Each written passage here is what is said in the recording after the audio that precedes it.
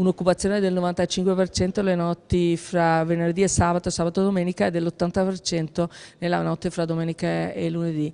Chiaramente le belle giornate hanno aiutato, comunque sia probabilmente la percezione dei nostri turisti è anche una percezione di una città fruibile nonostante la situazione internazionale.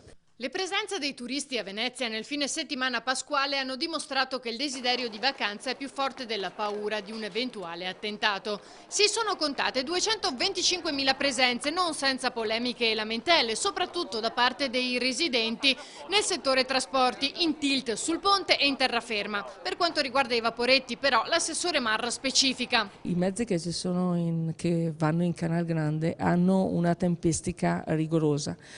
Ci sono degli slot che sono simili agli slot aeroportuali e quelli che sono i tempi necessari per far girare in Canal Grande i mezzi a nostra disposizione, quindi più di questo credo che sia impossibile fare. C'è stato sicuramente qualche bis, sono stati implementati precedentemente l'aumento delle corse primaverili, però chiaramente ci sono degli afflussi notevoli e questo è la croce e la delizia della nostra città. Ciò su cui punta l'amministrazione è far sapere al turista che le bellezze del territorio si estendono oltre il centro storico veneziano. È il nostro compito spiegare anche al turista che la città è qualcosa di diverso.